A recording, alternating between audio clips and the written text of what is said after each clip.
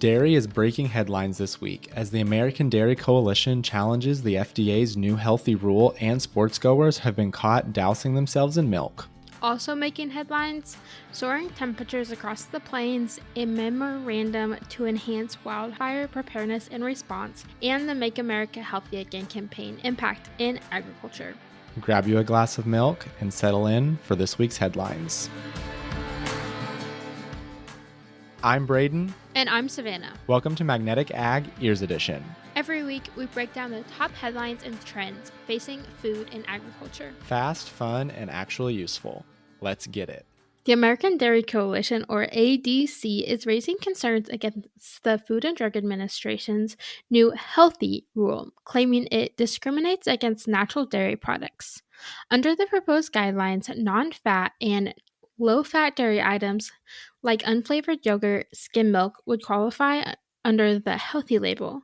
This excludes traditional dairy staples such as whole milk and cheese, despite their nutrient-rich profiles. Sherry Bunting, a researcher with the ADC, argues that the new front of package or FOP labels, which rate products based on saturated fat, sodium, and added sugars, could mislead consumers.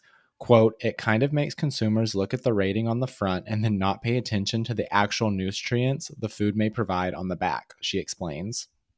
The ADC points out that this new labeling criteria overlook the fact that dairy products provide 3 of the 4 underconsumed nutrients identified by the government, which are calcium, potassium, and vitamin D. They argue that the focus of saturated fats and sodium content fails to consider the overall nutritional value of dairy.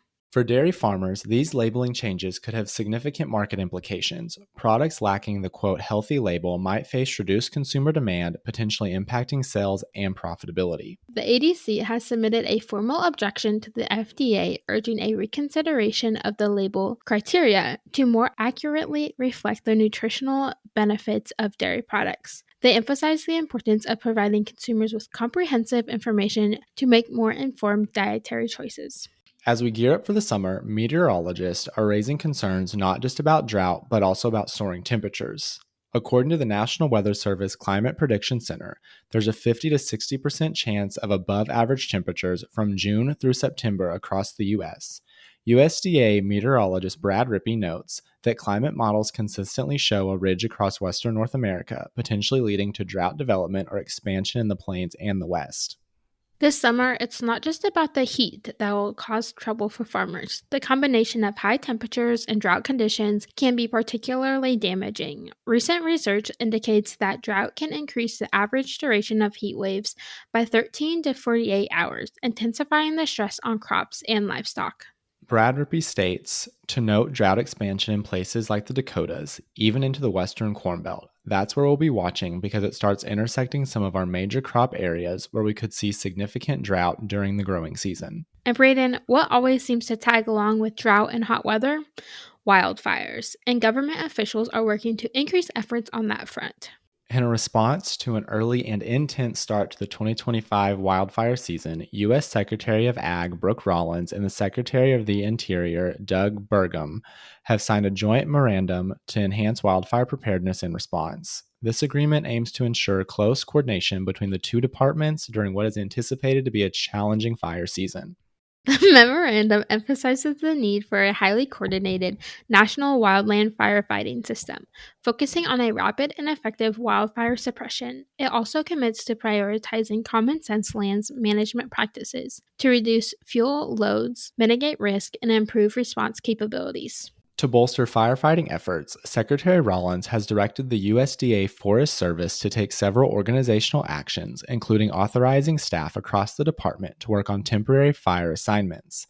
This move aims to increase operational readiness and ensure that wildland fire personnel have the necessary resources, training, and support to operate safely and effectively.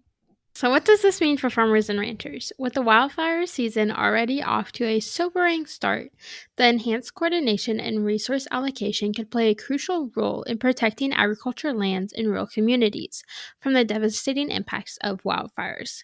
The USDA suggests that producers stay informed on fire conditions and collaborate with local authorities on fire prevention and response strategies.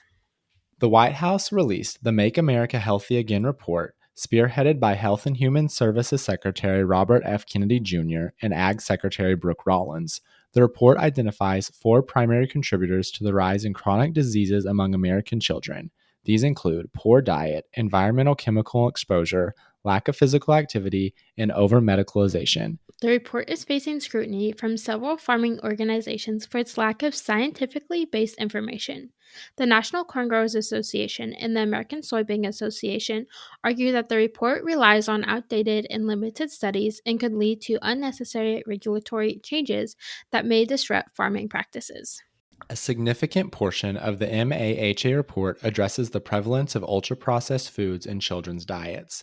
It specifically targets seed oils, added sugars, and artificial food dyes, urging a shift toward whole food diets. The administration has already initiated plans to phase out certain food dyes and is considering restrictions on food additives. The report's emphasis on reducing the use of seed oils could affect the market for crops like soybeans and canola, which are primary sources of these oils. Finally, the MAHA report also criticizes aspects of the U.S. food system, including lobbying by food groups, farm consolidation, and the disruption of crop insurance. It notes that crop insurance has traditionally focused on row crops, not specialty crops, potentially disadvantaging producers of fruits, vegetables, and other specialty products. In response, the USDA has introduced programs like the Marketing Assistance for Specialty Crops to support growers of fruits, vegetables, and tree nuts. Savannah, it turns out dairy had main character energy this week. The winner of the Indianapolis 500 has received a cold bottle of milk in the victory circle for the 69th consecutive year, a tradition that dates back to 1936 when Lewis Minor requested buttermilk after winning the race. This moment, captured by a photographer, became one of motorsport's most iconic rituals.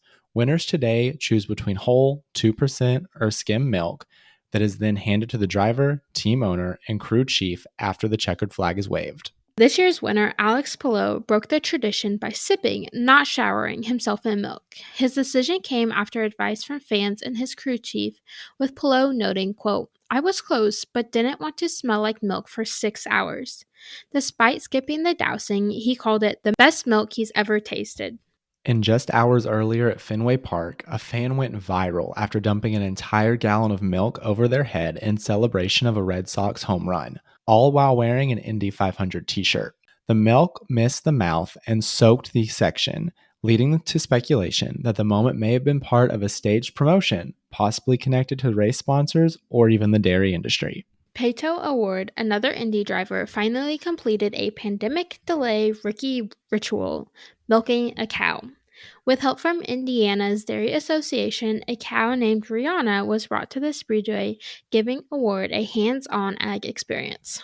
What I really want to know is, how can I get paid to attend sporting events just to go viral? Sounds like a one-way ticket to Hollywood that I would sign up for. Maybe we should try that next week on the pod. Hungry for more? Subscribe to our twice-weekly newsletter for more industry news right in your inbox. Or follow along on socials at magnetic.ag for more trends and headlines. Thanks for listening to Magnetic Ag Ears Edition.